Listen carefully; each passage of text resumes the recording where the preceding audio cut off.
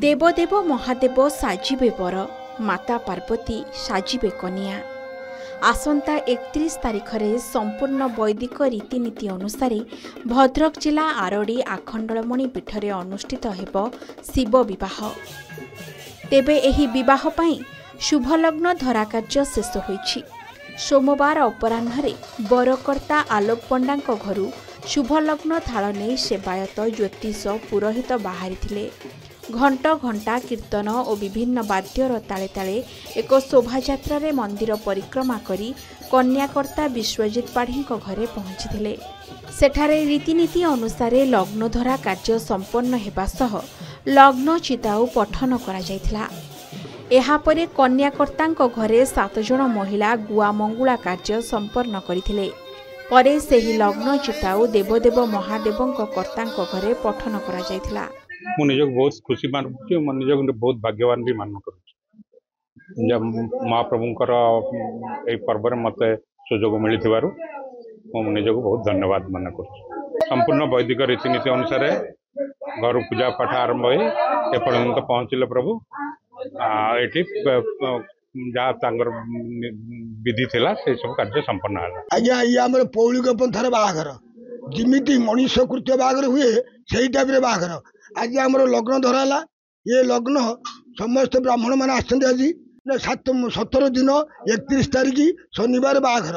आग दिन आसे बरधरा। प्रत्येक ब्राह्मण घरे कलश बसिबो अरुआ से दिन खाइबे प्रत्येक ब्राह्मण माने। तापरे आसो कौन बरधरा आसो जमी बरधरा जाकि बरण करे बर को से बरधरा आसो। बरधरा आसला बर बाहर आमर बेदी पाखे कि प्रथम आगे बाट बरण।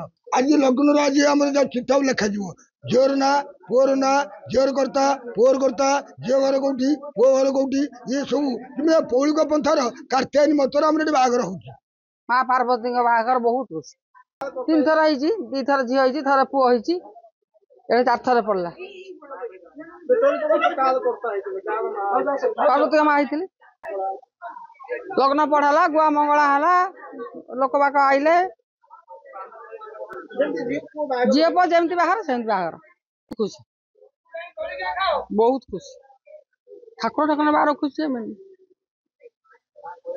बहुत तार दया हला बोले आइला आम कि ये हूँ आमर प्रभुंकर धाम रे पीठर बाबा आखंडलमणि पीठर लग्न आज पूर्णिमा ठाकुर तिथि रे ये होचंदी माँ पक्ष। आमे बर पक्षर समस्त शोभायात्रा रे फलमूल मिठा सबकि संपन्न सरंजाम धरी आमे आसी माँ पाखे पहुँचले। महाविद्यमान पंडितों द्वारा सबकि लिखित ठाकुरंकर विवाह तिथि एटी लेखागला पढ़ा पाठन करागला। 31 तारीख शिवंकर विवाह उत्सव। तेणुक आम समस्ते आज अति खुशी आनंद प्रभुंकर देवादिदेव महादेव आज लग्न उत्सव। तेणुक आम समस्ते आनंद कर बहुत खुशी। एही सबु कार्य रीतिनीति अनुसार शेष करा जायथिला। एही लग्नधरा कार्य को बहु भक्त भक्तिर सह दर्शन करथिले। तेबे भाग्य थिले देवदेव महादेव और माता पार्वतींकर कर्ता हेबार सौभाग्य मिले बोली उभय कर्ता प्रकाश करिसंती।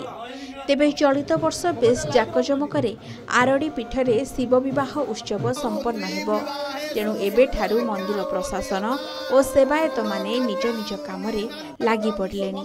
चांदबाली देवाशीष पाढ़ी रिपोर्ट के न्यूज ओडिशा।